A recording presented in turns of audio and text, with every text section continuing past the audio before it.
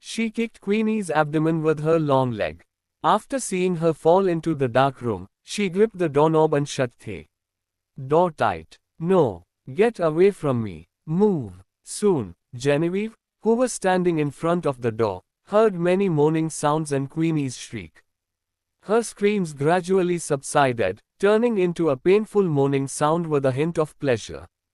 Her voice was mixed with the gasping sounds of the other men. Genevieve listened to it in silence. There wasn't a trace of remorse on her delicate face. After all, she was not a saint. The moment Queenie wanted to make a move against her, she decided to take revenge even if Queenie didn't succeed. In less than a minute, the next room's door was opened, and Patrick walked out of it. Genevieve turned around and looked at him. Is it done? Of course. I've never failed whenever I take action. Patrick raised his eyebrows, looking arrogant. He continued, the balconies of the two rooms are close. I went over to hide the pinhole camera in the flower pot on the balcony. The field of vision is great. And it's not noticeable. At that moment, Patrick heard a moaning sound coming from the room. He smiled coldly as he said, serves her right. Since it's all done, let's go. Genevieve thought that the noise was too much for her ears, so she turned around and walked toward the elevator. Patrick quickly followed her. Genevieve, how did you know that Queenie would make a move against you? Don't you know that women are the most complicated? Besides, Queenie's trick is too basic. Genevieve glanced at him while answering. She continued, I realized that she wanted to do something against me when she came over to the translation department in the morning to apologize to me and treated me to a dessert. During the welcoming party at night, she apologized to me once again and gave me a bougerie brooch. Do you think she would give me such an expensive thing? Oh, Patrick understood everything right then. He continued, so, you sent me messages to keep an eye on Queenie while you jump into her trap on purpose. Genevieve shrugged, and her red lips curled upward. Otherwise, how could we enjoy such an interesting show? Genevieve, you're so smart. Even though Patrick had noticed that Genevieve was smart as she figured out a lot of things correctly. In the hospital last time through the accident, he didn't expect her to be so clever as to make Queenie fall for her own trap. As they reached the elevator, he pressed the elevator's button and waited for it to arrive. He put his hands behind the back of his head and asked, you've said that your blood type is rare. How rare is it exactly? That morning, Genevieve's pale face had shocked him. Genevieve pursed her lips and told him honestly. Full blood type is extremely rare. There aren't many people with this blood type in this world. What? Patrick turned around and looked at Genevieve. His face was filled with not only surprise but also shock. After knowing that Genevieve and Marilyn knew each other, he checked Marilyn's information at the banquet. He seemed to have seen the word full in the blood type column. Recalling that morning when Timothy was making a phone call in anger, Patrick's hazy mind seemed to be cleared by a splash of water. He had an inkling of what was happening. Opening his mouth, he wanted to ask Genevieve something. However, at that moment, a faint yet pleasing scent wafted up to his nose, dispersing the thought that had formed in his head. It's so hot. Genevieve, aren't you hot? Patrick opened the top button on his blouse. Isn't the air conditioner turned on in the corridor? Did you drink a lot at the banquet just now? Asked Genevieve as she saw him fanning himself. There was even sweat beading on his forehead. No, I've only drunk some champagne. You will be fine after cooling down with the air conditioner, said Genevieve. Seeing that the elevator was still stopping at the third floor, she frowned. The people on the lower floor were occupying the elevator for some reason. It had been a minute but the elevator hadn't reached their floor yet. Genevieve was impatient, so she walked toward the other elevator at the side. When she was about to press on the elevator button after walking over, someone approached. Genevieve, you smell so nice. Patrick's voice trailed off while his body pressed against Genevieve's back subconsciously. Genevieve could feel her hair stand on end when Patrick's breath blew on her skin. She scrambled forward to get away from him. After putting some distance between herself and Patrick, Genevieve turned to look at him. The latter's face was slightly flushed. And he was obviously not himself. She asked, "Patrick, did you go into the room just now?" When she was standing outside of the room, she speculated that the men inside were taking certain drugs judging from their rhythm of breathing. "No, I was at the balcony just now." Patrick sniffed, and then his eyes fell on Genevieve again. Slowly, lust bloomed in his eyes. "Genevieve, you really smell so nice." He strode forward to Genevieve, and said again, "Let me smell you again." The color instantly drained from Genevieve's face when she saw Patrick advancing toward her. Seeing that the elevator next to her had yet to come, she ran to the other side of the corridor, and Patrick quickly chased after her. "Haven't I returned the problematic brooch to Queenie? Why does Patrick think that I smell nice?" At the thought of that, Genevieve raised her arm and sniffed her coat, but she did not catch any scent from it. When she was about to rummage through her clothes to check if there was anything else Queenie had stuffed on her, Patrick, ads by Pub Future, caught up with her and threw her against the wall. Then, he leaned over her body. Genevieve's back hurt from the impact. She took a deep breath of cold air, but before she could react, Patrick buried his head in her neck and started rubbing against it. "Patrick, let go of me!" Genevieve yelled while twisting her wrist vigorously.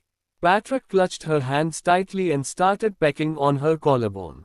Genevieve's body shook uncontrollably. She clenched her teeth tightly, bent her right knee, and slammed it into Patrick's crotch. "Ouch!" Patrick howled and his grip on her loosened. Genevieve took the opportunity to push the man away before she slapped him hard in the face. Patrick was stunned for a few seconds. He looked back at Genevieve, and sanity finally returned to his eyes. "Genevieve, why did you hit me? What do you think I hit you for?" Genevieve took a few steps back, staring at him with a defensive posture. "You were drugged. Are you aware of it?" "How is that possible?" Patrick murmured softly, but he could feel his heart beating faster every second. Something was really wrong. During the years he was in the military academy, he had gone through countless training and had tried hundreds of drugs. However, this drug was something else. It permeated the air, silently penetrating into his skin and driving him crazy. Soon, Patrick smelled the faint and strange fragrance again, and his heart started beating faster. "Leave through the emergency exit." He forcibly suppressed the flame that was coursing through his veins while backing away to distance himself from Genevieve. Genevieve had seen how mad Patrick could get.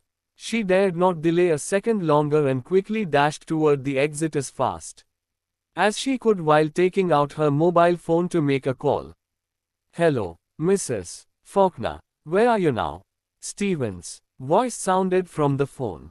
"Hurry up, Stephen. Please come over to the 12th floor," Genevieve spurted in a taut voice. She barely said a few words before her arm was grabbed suddenly from behind, and her phone dropped onto the carpet. Patrick had caught up with her and secured her two hands behind her back, pressing her upper body against the wall. He then lowered his head, lips lingering behind the back of her neck. His free hand stretched out to the front and grabbed her white shirt. With a quick yank, several buttons of the shirt popped out. Genevieve instantly felt a chill on her shoulders and chest, and she almost broke down over the sensation she felt. This time, she was seized by Patrick with no way of escape. She could neither move her hands nor feet. When she noticed that Patrick's hand was on her skin, Genevieve tensed up and screamed through her throat, "Patrick! F. Kung, sober up now." Although she was on good terms with Patrick, he was still a man, not to mention that he was drugged at the moment. She was like a fish in a barrel, and her life was entirely at his mercy then. Genevieve felt humiliated. "Is this the end of me?" Genevieve looked up the corridor from the corner of her eyes and faintly saw a surveillance camera in the corner. Her heart sank a little, and despair crept up her mind. She would rather die than get molested in this place. Genevieve was about to kill herself by biting her tongue when a very faint scent entered her nostrils. The scent penetrated into Genevieve's skin, and right immediately, her movement became sluggish. A sudden surge of restlessness radiated from within her, and she felt inexplicably uncomfortable. Right then, a slender figure walked over and smashed the vase in his hand on Patrick's head. Patrick was covered in blood from where he got smashed by the vase. His grip on Genevieve loosened. The next second, he was hit hard again on where he was bleeding. Patrick grunted and fell to the ground. After regaining her freedom, Genevieve leaned against the wall and took a few breaths. She felt like someone had hammered her head as a black fuzz started edging into the edge of her consciousness. She recalled that she also smelled the scent Patrick was talking about just now. Genevieve pulled up the coat that had slipped to her elbow and brought it up to her shoulders. She looked up and was about to say something but swallowed up her words when she saw the sullen expression worn by the man standing in front of her. The man was wearing a dark gray suit, his eyes glinting with a cold gleam under his glasses. "Why is Cooper here?" Soon, Genevieve smelled the blood. She lowered her head to find Patrick lying unconscious on the ground. Her face changed in an instant. Cooper must have struck hard to immobilize Patrick. Flustered, Genevieve forgot that her phone had been snatched by Patrick when she called Cooper just now. She rummaged in the pocket trying to find her phone but to no avail. Instead, she inadvertently felt a small hard object in her pocket. Just as she was about to dig the object out of her pocket, Cooper, who had been standing still, suddenly took a step toward her and grabbed her wrist. Genevieve was caught off guard. She was jostled toward the guest room across the corridor in which the door was left ajar. Then, the door was slammed shut. 10 seconds after the two entered the guest room, a man with a black cap slowly walked out from the corner of the corridor. He, adds by Pub Future, looked like he was in his 40s. The man glanced at the guest room, then turned to Patrick who was on the ground. He took out his mobile phone and made a call. "The plan has failed." The man listened quietly to the person on the other end of the phone and then replied respectfully, "Understood." The man hung up the phone and disappeared into the corner of the corridor again. After entering the room, Cooper pressed Genevieve's hands tightly against the wall, leaned over, and stared at her gloomily. "Genevieve, did you marry Amo?" Ever since the day when he saw Amo carrying Genevieve into the car at the Civil Hall, he had been feeling suspicious and had sent his men out to investigate the matter. That afternoon, he bumped into the gossip from a worker of Central Group that Genevieve had gotten married again. He speculated that she was married to Amo. It turned out that Genevieve was more than a female companion to Amo. Genevieve almost got violated just now, and she still hadn't gotten over the shock yet. Before she could recompose herself, Cooper dragged her into the room and pressed her against the wall. The man gripped her hands so hard that her wrists were trembling. "Cooper, let go of me." Panting lightly, she suddenly smelled the faint inexplicable scent again. Her mind became heavier, and her struggle got weaker. Genevieve bit the tip of her tongue to clear up the fog in her mind. "It's none of your business whom I'm married to." Hearing that, Cooper's face suddenly darkened as a huge wave of anger overflowed in his heart. Cooper leaned over and closed the distance between him and Genevieve. His voice was icy cold. "So, do you admit that you are married to Amo?" "Cooper, let go of me." Genevieve did not answer his question. Instead, she raised her head and met his eyes. "If not, I'll call the police." Her hair was ragged, and her face was still pale from the shock just now, but Genevieve still looked as beautiful as ever. However, those iridescent eyes were now filled with coldness when she looked at him. Cooper looked at her beautiful but ruthless eyes and suddenly felt inexplicably upset. Since young, Genevieve had been infatuated with him. A casual gift of a rose from him would make her eyes sparkle with stars. And she would eagerly show off the gift to the whole world. Yet, the gleam had vanished from her eyes in the present. Perhaps it was due to the poor air circulation in the room. Cooper was not only feeling frustrated, but he was also feeling a little warm. He raised his hand, loosened his tie, and slightly adjusted his breath. Amo is very powerful in Jadeborough. I know what you had in mind when you married him. Genevieve, you have to divorce him. The last sentence almost sounded like a domineering order. Genevieve suddenly sobered up a little after hearing Cooper's condescending words. She smiled. Cooper, in what position? You were speaking to me. She paused before continuing, her eyes filled with mockery. As a murderer. Genevieve, don't overestimate your intelligence after a few years of study. Cooper leaned forward, and his breath fell on Genevieve's cheek. Amo is indeed very powerful in Jadeborough, but don't you forget he is also one of the Faulkners from Zeedles. Born into such a family, surely he has met all kinds of women. Do you really think he will fall in love with you? He never used to mind it. However, when he learned that Genevieve was married and the man's hand had most probably touched every inch of her body, he suddenly felt suffocatingly unsettled. This woman should have come to me for help when she was in dire straits last time. How dare she go and beg another man? Cooper narrowed his eyes as he looked at the same features he had seen for the past 20 years. Subconsciously, he grabbed her chin and rubbed it. Do you know how Amo's 2 previous brides died? Cooper asked. Genevieve swatted his hand away as she backed into the wall to put some distance between them. Their deaths have nothing to do with me. I don't want to know about it. Amo and I have already registered for our marriage, Cooper. I am officially his wife. Genevieve met his eyes and threatened. I dare you to lift a finger against me. Wife. Cooper snorted, suppressing the surge of emotions within him. If Amo truly treated you as his wife, why did you let him deal with Spectre Corporation instead of me? Cooper bent even lower, closing their distance. You're not capable of controlling Amo. Genevieve clenched her jaw as her heart sank. Although it seemed like she was working together with Amo, she had nothing to offer in their deal, and she had always been the weaker party. She did not even have the right to ask Amo how he retrieved Spectre Corporation. Ads by Pub Future. Perhaps Amo was attracted to your body, but this is just temporary. Seeing the slight change in her expression, Cooper lifted his hand and patted her cheek. Don't act like a naive 16-year-old. The Faulkner family's connections are more complicated than you think.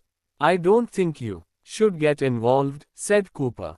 He was also a businessman and knew people in the business world would not take up something that held no profit for them. Furthermore, Amo was a member of the Faulkner family. He could not have fallen for Genevieve, who came from a family that had fallen from grace. If Amo wanted a woman, countless young and beautiful women who wanted to gain social status through him would compete to offer themselves up. Due to the close distance, Cooper could smell a faint, milky scent laced in her hair that exclusively belonged to young women. It was almost impossible to compose himself. At that moment, he only realized the shirt in Genevieve's suit was in tatters. The first few buttons on the shirt were torn off, causing her collar to spread apart and reveal a large patch of her fair skin. From the angle he was looking, he could also see the light green lacy edge. His breathing became disordered when he saw it and moved closer to her. You did so much only to retrieve Spectre Corporation. Now, I am giving you a chance. Do you want it? Let go of me, Cooper. Genevieve suddenly felt dizzy, as if she was still yearning for something. She shifted her head gingerly so that she could avoid the man's kiss. Cooper pinched her chin and forced her to look at him. There was a hint of something else in his eyes. Be my lover, and I'll consider giving you half of Spectre Corporation's shares in the future, Genevieve. Amo is letting you stay by his side only for his amusement. If you behave, I'll give you everything you want, and perhaps you will be the only woman beside me. He wanted her to act like before, always clinging to him while calling him Coop. She would always stealthily appear to scare him and then run into his arms coquettishly. She would ask to have a meal with him, and they would go to the city's west side to watch the sunset. Cooper wanted to see that obedient girl who admired and only had eyes for him. Genevieve was forced to look at him, but the mocking look in her eyes was bone-chilling. Are you hungry for love because your parents passed away early, Cooper? Cooper stared at her frigidly. If you crave love, I can be your mom. Genevieve balled her hands into fists as her nails dug deep into her palms. Yet, her heart was beating abnormally fast. Why won't you learn to behave, Genevieve? He leaned closer to her, feeling her warmth on the tip of his fingers while sniffing her faint scent greedily. You can't handle a man like Amo, he muttered as his lips grew closer to her. Genevieve's breathing became rapid. When she looked up, the man before her wore an indifferent expression, and she could not help but tilt toward him. Thus, their breathing entwined. Cooper was captivated by her. He was so possessive of her that he did not hear the door being kicked open. Suddenly, he felt an emptiness in his arms. The next moment, pain coursed through his stomach as someone kicked him, and he collapsed onto the floor. Amo pulled Genevieve into an embrace and shot Cooper a murderous glare. Bold of you to think you can touch my woman. Cooper wiped the blood from the corner of his mouth with his finger and tried to stand up. However, Amo had knocked him down so brutally that his organs ached. Cooper gritted his teeth tightly, taking a while to stand up. His eyes darkened when he saw Genevieve in Amo's arms, possessiveness filling his heart. Genevieve is nothing but a plaything to you, Mr. Faulkner. Playthings like these will come your way with a wave of your arm. Cooper said, let's talk about business. He raised his hand and unbuttoned the first button. I only want her. You think you're good enough to talk about business with me? Amo scoffed disdainfully. Genevieve, who Amo had secured his hand around, suddenly squirmed and mumbled something incoherent as her head nuzzled into his suit. He realized something was wrong with her. Ignoring Cooper, Amo lifted her into his arms and left the guest room. Cooper's face fell. He strode forward, reached out, and grabbed Genevieve's hand. Amo seemed to have predicted that. Before Cooper could touch them, Amo turned around with Genevieve in his arms and landed another kick on Cooper's chest.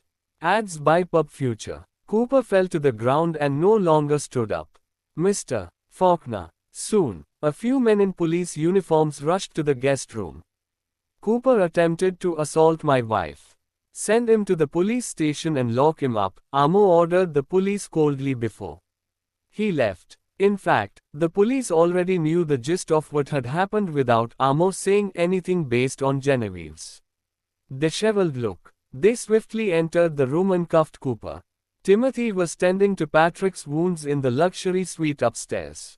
Genevieve seemed to be under the effect of some kind of drug, so Amo took the elevator and went upstairs to look for Timothy.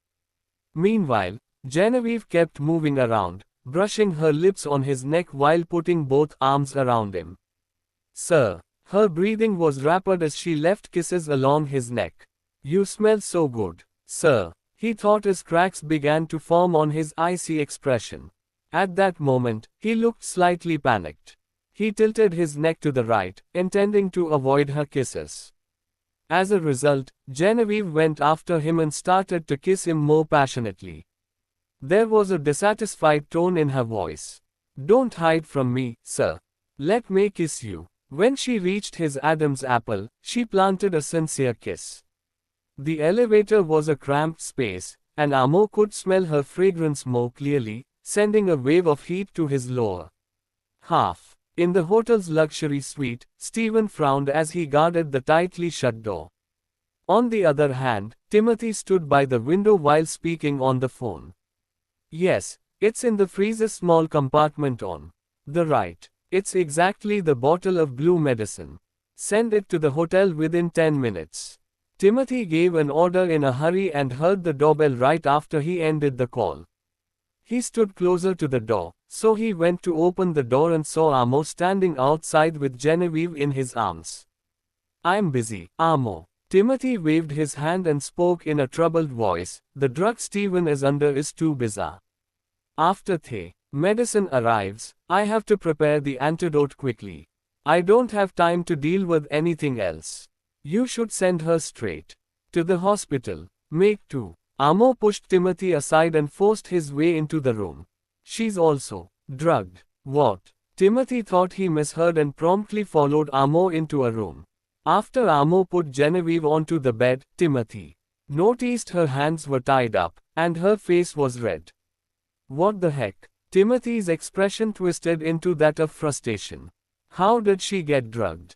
As he spoke, he smelled a strange fragrance. He followed the scent and made his way to the bed.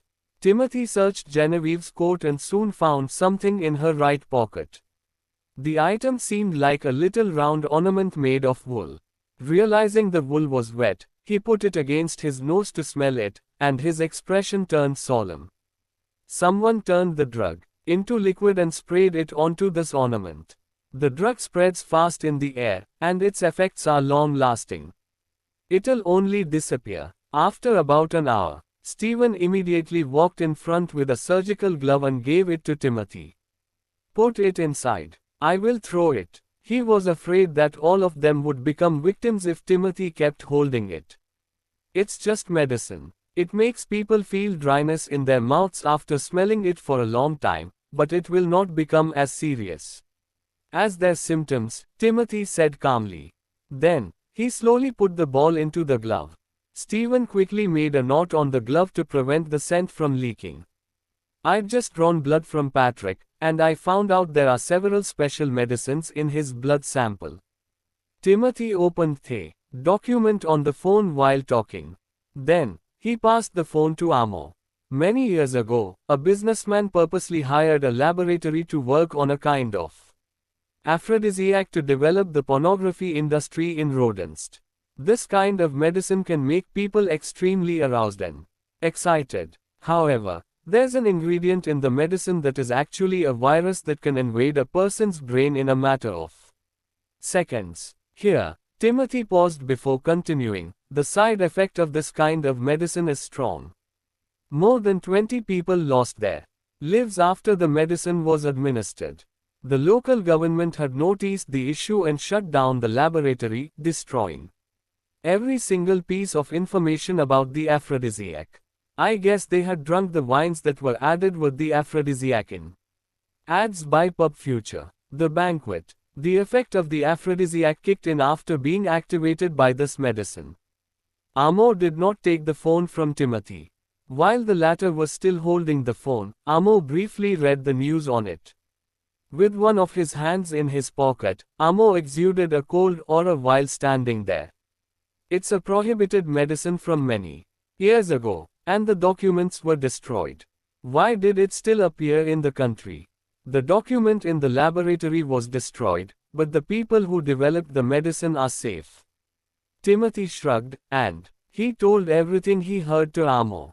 "One of my friends told me that Turlan wants to develop their pornography industry too. Hence, they found the people who worked in the laboratory and paid them tens of millions as a reward."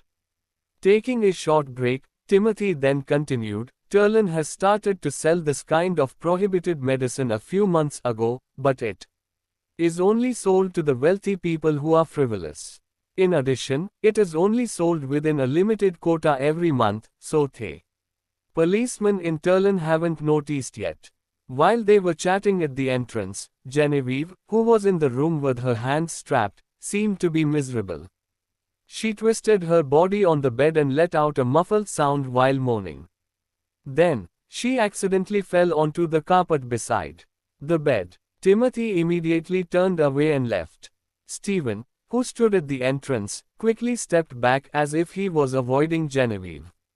Seeing Genevieve fall and twist around on the carpet with a miserable look on her face, Amo frowned and quickly walked toward her. He bent over and picked her up. Genevieve immediately leaned against his body once Amo put his hand on her back.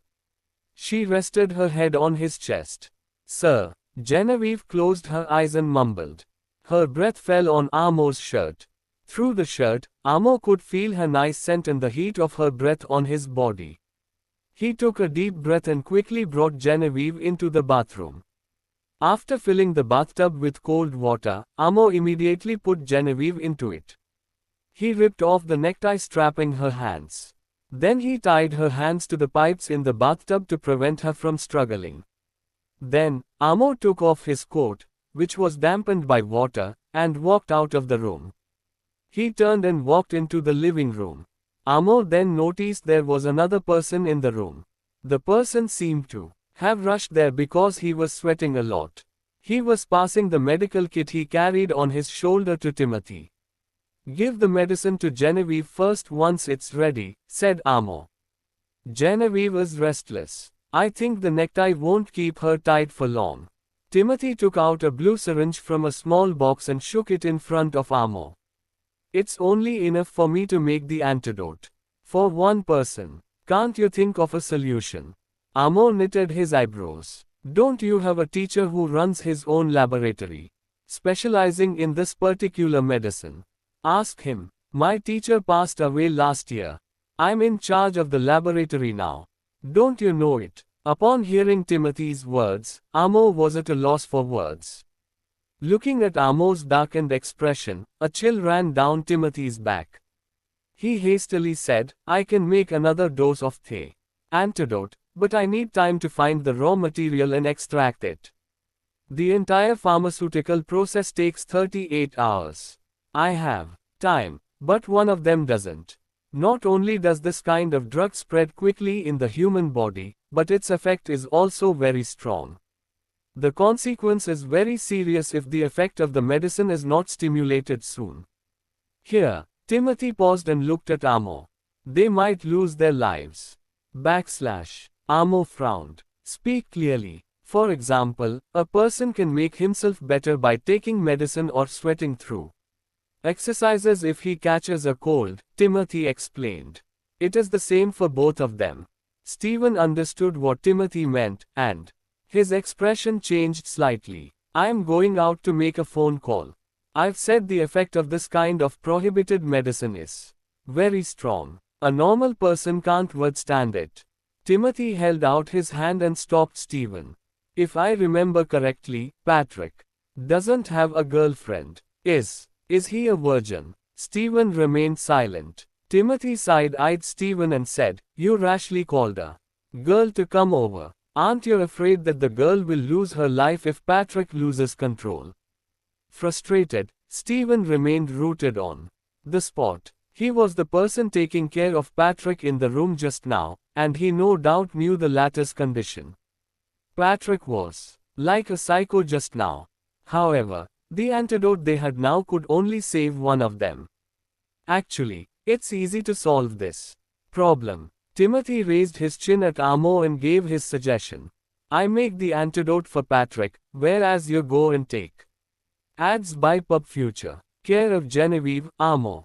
Patrick has followed you for a long time and risked his life for you, Amo. Are you not going to save him? Seeing Amo, who stood in front of the window, remain silent, Timothy continued to provoke him, Amo. Genevieve is your legal wife. You've already slept with her. Why are you hesitating? Shut up, Amo said coldly. After a few moments, he said with an indifferent voice without a trace of emotion, Give the antidote to Genevieve. Stephen, go out and make the phone call. Yes. Stephen took the phone and quickly went out of the suite. Oh my, Wood has some tricks indeed. Timothy exclaimed. Then, he ordered the assistant to help him make the antidote. She knows everything. She wants to have you even though she knows you're married. Are you avoiding touching Genevieve because she doesn't allow you to do so? I'm impressed. I should pay Wood a visit and learn from her. Amo frowned after hearing Timothy's words. He shot Timothy a cold glare. What? Timothy shrugged, and his thin lips curled into a smile. Can't I praise Wood for being an impressive person? Make the antidote and talk less. Timothy snorted disdainfully. Nonetheless, He kept his mouth shut after Amo pressured him. The atmosphere in the living room fell silent. Soon, Amo, who was still standing in front of the window, heard Genevieve's moaning voices from the room. Her voice was soft and sounded miserable from the torment. Amo's desire was stimulated when he heard the sound, and he gulped. He remembered the night in the hotel a long time ago. In the dimly lit room, Genevieve wrapped her long legs around his waist, kissing his neck and chest. Her skin was warm and as soft as silk. Amo could not get enough of her. Recalling that, he felt heat in his abdomen. Meanwhile, Timothy had already made the antidote. He had heard the sound from the room as well. Walking to the window, he passed the syringe to Amo. It's not good for me to go into the room. Besides, she's your wife. You should serve her. Seeing Amo did not take the syringe, Timothy frowned and said, Amo, the needle of the syringe is short. You just need to stab it in the arm. She will not feel the pain at all. After a short while, Amo finally spoke, give the antidote to Patrick. What? Timothy was curious after seeing Amo's change in behavior. Are you not saving yourself for Ems? Wood. It's only 10 minutes, and you are giving up. Amo stopped pulling his sleeve, and he looked at Timothy coldly. Do you think you're funny? Timothy shrugged and stopped joking. Just when Amo was going into the room, Timothy chased after him and put a small box into his hand. It's my first time getting to know this kind of prohibited medicine, and I'm interested. Amo, please help me to record the sustainability of its effect. Then, Timothy continued in a serious tone, I can prepare in advance in the event that Genevieve is not feeling well. Amo already had a darkened expression on his face, but he looked more displeased after hearing Timothy's words. He slammed the door after entering the room. With no door in the way, a woman's whimper could be clearly heard from the bathroom. Perhaps due to the sweet lingering scent in the air, Amo felt his body heating up. He opened the two uppermost buttons of his shirt as he marched toward the bathroom. Genevieve had been soaked in the cold bath for quite some time. Yet, there were still hot flashes on her face. She was as agonized as a fish out of water. Her body was wet and her hands were tied together with a necktie. Visible red marks began to emerge on her wrists. Amo scanned both the messy bathtub and the woman in it. He paused momentarily before continuing into the bathroom. Then, he squatted beside the bathtub. Genevieve sensed his presence and started struggling violently. Amo brushed his thumb on her soft lips. Genevieve was still awake but not conscious of what was going on. Instinctively, she turned her face toward Amo's thumb. Her lips then kissed it fervently. Amo stared at her deeply. His eyes were fixated on her. He could have brought her the antidote. However, he changed his mind at the last second. It might be due to the other night at the hotel. She had left such a very deep impression on him. Amo yanked at the necktie, loosening it from her hands. Genevieve instantly wrapped her arms around his neck. She was pressing her slippery body against his chest. Ads by Pub Future. Before long, Genevieve was raining down kisses on Amo. She was smothering his face and his neck, clumsily and relentlessly. Amo furrowed his brow slightly. He felt like a toy that was being used by Genevieve. Genevieve accidentally pulled on the necklace around his neck. Her unintended action seemed to have pulled apart the last shred of reservation that Amo held in his heart. Amo locked her head firmly in place with his hand. Then, he kissed her ferociously. It was 5 o'clock in the morning. There was a soft glow outside of the window. Amo excited the bathroom once again. He was wearing a dark blue hotel bathrobe. The collar was slightly parted, exposing his honey-colored chest. Amo was drying his hair with a towel. His eyes wandered to the bed subconsciously. Genevieve's jet black hair was spread across the pillow like a cascading waterfall. She appeared to be in deep sleep. Her eyelids were tightly shut, and her face was a little pale. She might have overexerted herself earlier. Amo averted his eyes quickly. He walked toward the front door and opened it. He would not have guessed that Timothy was eavesdropping on the outside. The latter had his ears against the door. Hence, when Amo pulled open the door, he was sent tumbling onto the floor. Amo squinted his eyes after seeing Timothy. All this while, you were listening in from the outside. Nope, absolutely not. Timothy was quick to deny it. He scrambled to his feet and explained, after administering the antidote to Patrick, his condition began to stabilize. I had nothing else to do. So, how long have you been listening? Amo asked. Just an hour or so. Timothy was giggling. He was examining Amo with his eyes. Amo, I'm impressed. You're still so lively after a night of hard work. Amo tossed the towel at his face. He commanded Timothy with a cold voice, go in and check up on her. Yes, right away. Timothy promptly responded. Wait up. Amo got Timothy by the back of his collar. He pulled Timothy back to where he stood. Amo warned, keep your eyes to yourself. Timothy had the urge to roll his eyes. I'll just look at her hands. Is that fine with you? With that, Amo loosened his grip. Timothy and his assistant hurried into the room. The assistant was carrying a med kit with her. He ordered the assistant to sample some of Genevieve's blood. Timothy himself was scanning the room meticulously. He noticed the bin and went to check its contents. There was nothing inside. Timothy lifted his head and saw a small box on the bedside table. It was the same box that he had given Amo earlier. The box sat there quietly. There were no signs of it being opened or used. Timothy fell silent. After examining Genevieve, Timothy left the room.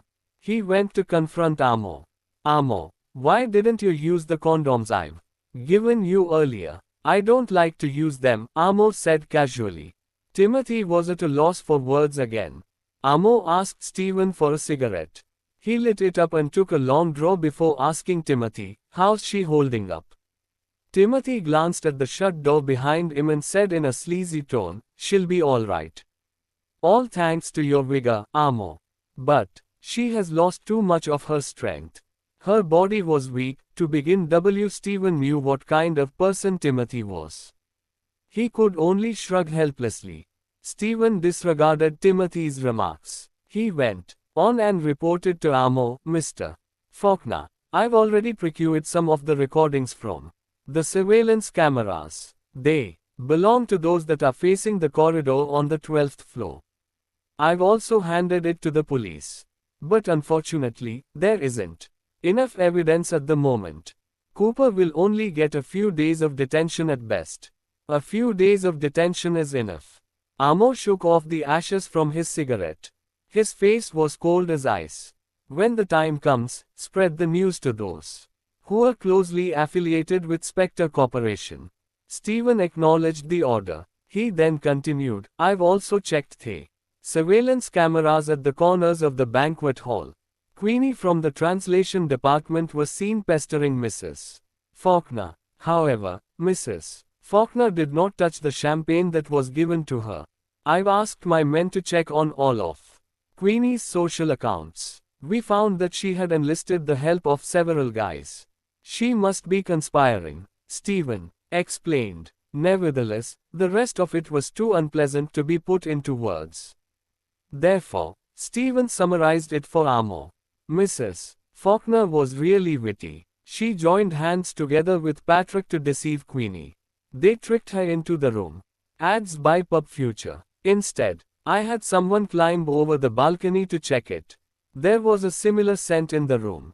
Based on what you've just said, it seems like she has a good supply of this illegal drug, Timothy said in a lazy tone. His long slender body was leaning against the back of the sofa. He was a little puzzled. This kind of illegal drug is very hard to come by. There are limited channels to get it. It's not something money can buy. I'm very curious as to how she managed to get her hands on it. Timothy turned towards Stephen. So, this Queenie, is she from an established family? Her uncle is Harold Lane from Central Group's purchasing department. They have a bit of money, but not much on influence, Stephen answered. His face turned solemn as he continued. Someone was helping her in secret. Amo closed his eyes. He was smoking quietly by the window. After the conversation with Timothy and Stephen, the cigarette between his fingers had also reached its end. Once Queenie's awake, I'll give her a proper interrogation. I'm dying to find whoever that's responsible for the setup. How dare they drag my woman into this? Wow. Timothy's arms were folded in front of his chest. He mocked. Amo, you were despising her just a few hours ago. All of a sudden, she's your woman now. Amo tilted his head and gave him a cold stare. Timothy stopped fooling around. He yawned before announcing to the rest, it's been a busy night. I'm feeling tired as well. I'll go and take a rest. Look for my assistant if there's anything. Right before entering his room, Timothy stole another glance at Amo. I assumed that 7 times a night was just an exaggeration by the netizens online. PFFT. Now that I've seen it, I have to believe it, he remarked. The corner of Amo's eye twitched after hearing what he had to say. If Timothy had closed his door a second late, Amo would have dashed over, detached his head, and reassembled it. By the time Stephen came back with a suit for Amo, it was already some time past 8 in the morning. Amo was changing into his suit. As he was buttoning his sleeves, he couldn't help but look in the direction of Genevieve's room. He instructed Stephen, you stay here. I'll go to the office by myself. Stephen nodded. Certainly. Genevieve felt like she had a long dream. She dreamt about her parents and grandma. They were by her side. All of them were well and alive. Besides them, there was also someone which she didn't expect. When Genevieve regained her senses, she saw nothing but pitch black. She shut her eyes for a bit, trying to adjust to the darkness. Genevieve then noticed the switch for the bedside lamp. She reached out her arms to turn it on. The lamp illuminated its surroundings with a tint of yellow. She realized that she was in someone else's room. The window blinders were pulled shut. That was why it was dim in the room. She felt like she had been asleep for a long time. Genevieve tried to get up from bed but she couldn't move a muscle. She began to pinch her limbs. Once she regained her strength, she got off the bed and made her way to the side of the room. Genevieve basked herself in sunlight as she pulled the blinders open. A sense of clarity slowly set into her fuzzy mind. She only remembered up to the moment when Patrick caught the drug by accident. He was about to violate her when Cooper showed up. Out of nowhere, he smashed Patrick's head with a vase. After that, he dragged her into the guest room on the opposite side. Cooper had her arms restrained. He bent his body toward her. Genevieve, you're not ready for the likes of Amo. He had persuaded, you should just stay by my side and be my lover. The last bit of her memory was Cooper clenching her jaw, getting ready to kiss her. She did a quick look around and found herself in a nightgown. The colors were drained off her face in an instant. I'm guessing she'll stay unconscious for 2 to 3 days. On the other hand, Patrick seems real fine. He should be awake in the morning. Say, around 10 o'clock. He continued. Timothy finished by teasing Stephen. Patrick's body is truly outstanding. He was hit on the head twice and had lost so much blood. Even so, the drugs still had an effect on him. Haha. Stephen knew what kind of person Timothy was. He could only shrug helplessly. Stephen disregarded Timothy's remarks. He went on and reported to Amo, Mr. Faulkner, I've already procured some of the recordings from the surveillance cameras. They belong to those that are facing the corridor on the 12th floor. I've also handed it to the police. But unfortunately, there isn't enough evidence at the moment. Cooper will only get a few days of detention at best. A few days of detention is enough. Amo shook off the ashes from his cigarette. His face was cold as ice. When the time comes, spread the news to those who are closely affiliated with Spectre Corporation. Stephen acknowledged the order. He then continued, I've also checked the surveillance cameras at the corners of the banquet hall. Queenie from the translation department was seen pestering Mrs. Faulkner. However, Mrs. Faulkner did not touch the champagne that was given to her. I've asked my men to check on all of Queenie's social accounts. We found that she had enlisted the help of several guys. She must be conspiring, Stephen explained. Nevertheless, the rest of it was too unpleasant to be put into words. Therefore, Stephen summarized it for Amo. Mrs. Faulkner was really witty. She joined hands together with Patrick to deceive Queenie. They tricked her into the room. Instead, I had someone climb over the balcony to check it. There was a similar scent in the room. Based on what you've just said, it seems like she has a good supply of this illegal drug, Timothy said in a lazy tone. His long slender body was leaning against the back of the sofa. He was a little puzzled. This kind of illegal drug is very hard to come by. There are limited channels to get it. It's not something money can buy. I'm very curious as to how she managed to get her hands on it. Timothy turned towards Stephen. So, this Queenie, is she from an established family? Her uncle is Harold Lane from Central Group's purchasing department. They have a bit of money, but not much on influence, Stephen answered. His face turned solemn as he continued. Someone was helping her in secret. Amo closed his eyes. He was smoking quietly by the window. After the conversation with Timothy and Stephen, the cigarette between his fingers had also reached its end. Once Queenie's awake, I'll give her a proper interrogation. I'm dying to find whoever that's responsible for this setup. How dare they drag my woman into this? Wow. Timothy's arms were folded in front of his chest. He mocked. Amo, you were despising her just a few hours ago. All of a sudden, she's your woman now. Amo tilted his head and gave him a cold stare. Timothy stopped fooling around. He yawned before announcing to the rest, it's been a busy night. I'm feeling tired as well. I'll go and take a rest. Look for my assistant if there's anything. Right before entering his room, Timothy stole another glance at Amo. I assumed that 7 times a night was just an exaggeration by the netizens online. PFFT. Now that I've seen it, I have to believe it, he remarked. The corner of Amo's eye twitched after hearing what he had to say. If Timothy had closed his door a second late, Amo would have dashed over, detached his head, and reassembled it. By the time Stephen came back with a suit for Amo, it was already sometime past 8 in the morning. Amo was changing into his suit. As he was buttoning his sleeves, he couldn't help but look in the direction of Genevieve's room. He instructed Stephen, you stay here. I'll go to the office by myself. Stephen nodded. Certainly. Genevieve felt like she had a long dream. She dreamt about her parents and grandma. They were by her side. All of them were well and alive. Besides them, there was also someone which she didn't expect. When Genevieve regained her senses, she saw nothing but pitch black. She shut her eyes for a bit, trying to adjust to the darkness. Genevieve then noticed the switch for the bedside lamp.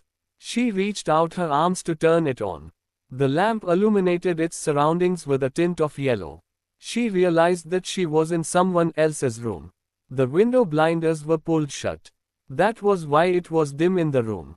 She felt like she had been asleep for a long time. Genevieve tried to get up from bed but she couldn't move a muscle.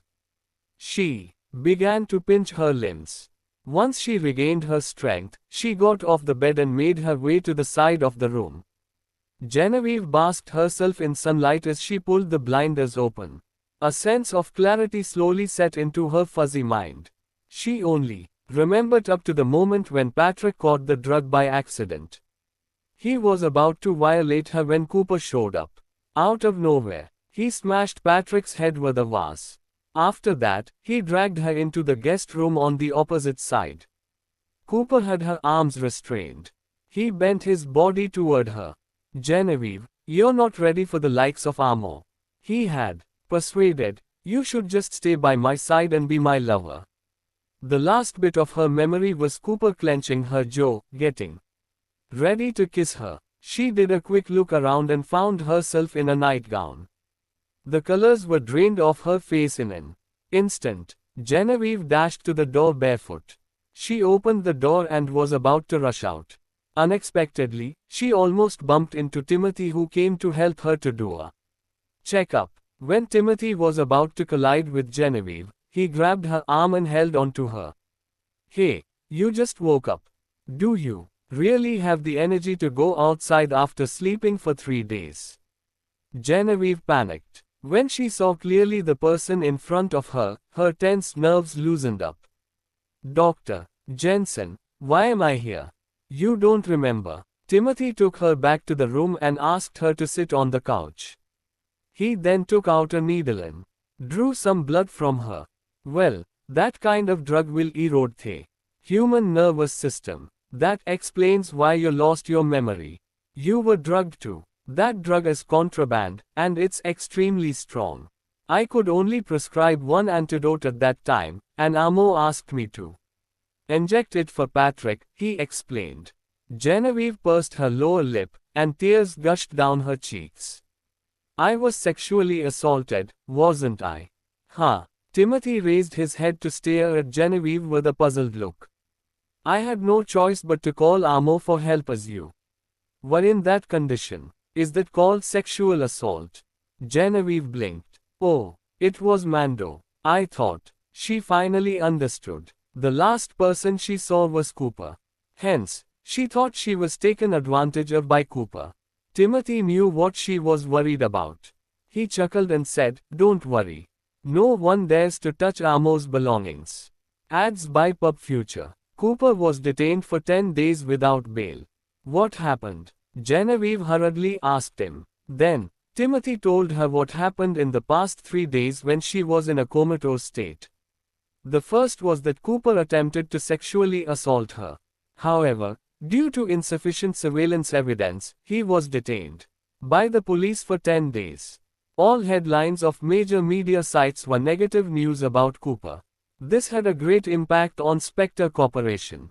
Several companies that had worked closely with Spectre Corporation had terminated their contracts with Spectre Corporation. The other one is about Queenie, said Timothy while pressing the cotton swab on Genevieve's finger after drawing some blood. This kind of illegal drug is extremely hard to be obtained in the market. So we guessed someone gave this to her and instructed her to drug you. Timothy added, at first, Amo wanted to interrogate her when she woke up. But Stephen found that she was dead when he broke in to get her. He then continued, that kind of aphrodisiac can easily kill a person, which is why it is prohibited worldwide. She took at least 3 times of that drug in one night. Considering that Genevieve might be too embarrassed to listen to the details, Timothy did not say further. A lot of chat records have been deleted in Queenie's WhatsApp. Once she died, all the clues were cut off. Hearing that, Genevieve was terrified. She had been in contact with Queenie several times and thought that the latter was rather ignorant. What was more, she made it quite obvious that she was out to get her. Genevieve immediately realized Queenie's conspiracy when she arrived at Lovely Heart Hotel for the orientation. She wondered how Queenie could come up with such a ruthless and indiscriminate trick. Never did she expect that Queenie was actually instructed by someone else. Noticing that Genevieve's face turned pale, Timothy said, Don't worry too much. Amo will take care of it. Do you feel discomfort anywhere?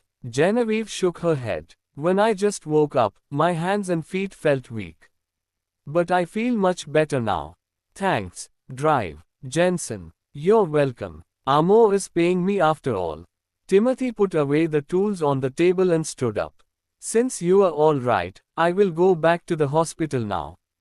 Stephen is still waiting outside. When you're done, just ask him to send you back. Okay. Genevieve nodded. Genevieve walked to the bathroom to take a hot bath after sending Timothy off. After taking a shower, she felt refreshed, and her mind was completely clear. Genevieve picked up the new dress that was on the chair and put it on. When she was rummaging for the hair dryer, she accidentally saw a necklace on the bedside table when she glanced at it. It seemed like the necklace that was around Amo's neck all the time.